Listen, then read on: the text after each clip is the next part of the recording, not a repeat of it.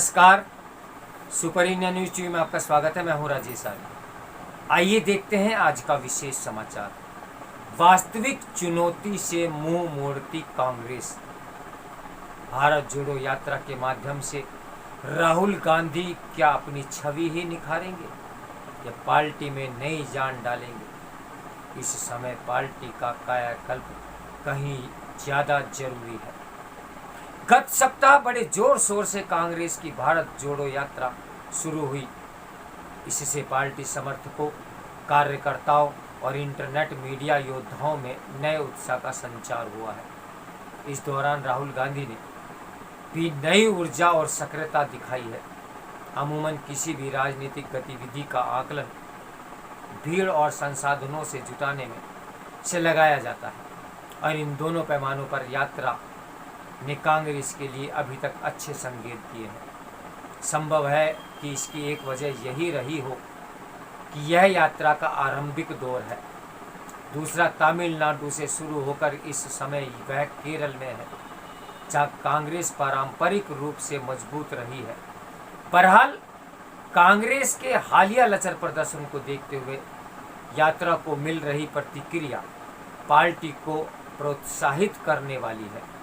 इसके बावजूद एक सवाल यह भी कायम है कि क्या अगले आम चुनावों में जुटी कांग्रेस के लिए भारत जोड़ो यात्रा जैसी मुहिम ही पर्याय होगी? कई पहलुओं को देखते हुए इसका अनुमान लगाना कठिन है। यह यात्रा एक तरह से राहुल गांधी को नए सिरे से लॉन्च करने की कवायद दिखती है, इसलिए वही इसके केंद्र में है और वह रणनीति उचित भी है।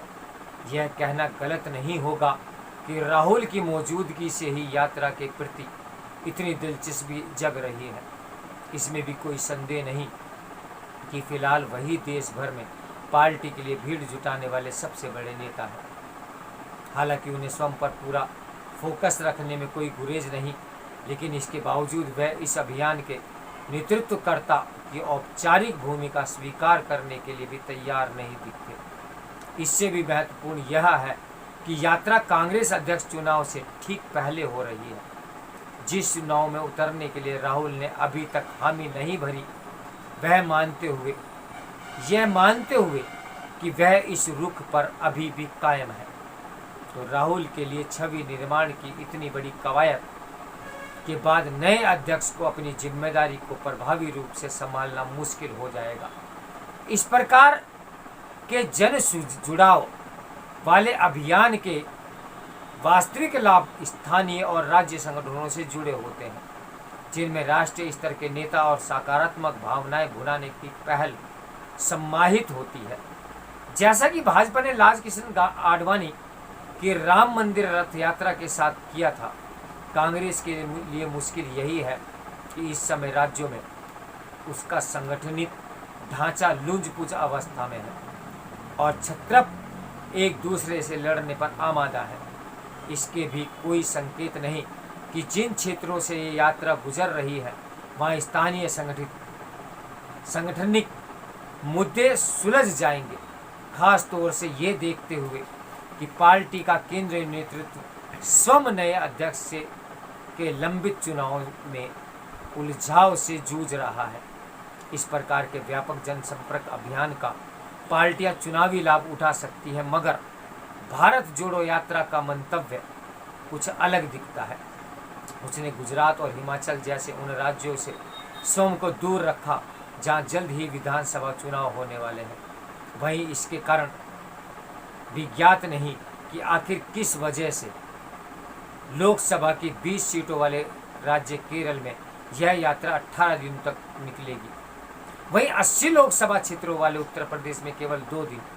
पार्टी के रणनीतिकार जब तक किसी और योजना के साथ आगे नहीं बढ़ते, मसलन उत्तर प्रदेश में प्रियंका गांधी के नेतृत्व में कोई समांतर मुहिम चलाई जाए, तब तक इसके पीछे का तर्क समझना मुश्किल होगा। यह भी एक पहेली है कि इस यात्रा के आरंभ में तो राष्ट्रीय कद के नेताओं का जमावड़ा देखा गया, लेकिन बाद में वरिष्ठ एवं जनाधार वाले नेता नदारद दिख रहे हैं। शायद ये सुनिश्चित रूप से किया गया हो ताकि पूरा फोकस केवल राहुल पर रहे। पार्टी की ओर से जो फोटो जारी किए जा रहे हैं उनमें भी राहुल ही आम लोगों से चर्चा करते हुए दिखाई देते हैं। यह भी उन्हें जन नेता के रूप में स्थापित करने के उद्देश्य से किया जा रहा है। हालांकि ऐसा करके नेतृत्व की एकता और गहराई को दर्शाने का बड़ा अवसर गंवा दिया गया। वहीं योगेंद्र यादव जैसे बाहरी लोग इस यात्रा से जुड़कर सुर्खियां बटोर रहे हैं। ऐसे में कांग्रेस यही उम्मीद कर सकती है कि 150 दिनों तक चलने वाली 3500 किलोमीटर की यात्रा में राहुल गांधी ही केंद्रीय भूमिका में रहे, अन्यथा वह अभियान पटरी से उतर जाएगा और दूसरे लोग मजमा लूट ले जाएंगे। कांग्रेस के इस अभियान की मंशा स्पष्ट है कि इसके माध्यम से वह अपनी अखिल भारतीय मौजूदगी दर्ज करा विपक्षी खेमे को यही संकेत देना चाहती है कि किसी भी गैर भाजपा मोर्चे के लिए वह अपरिहार्य है।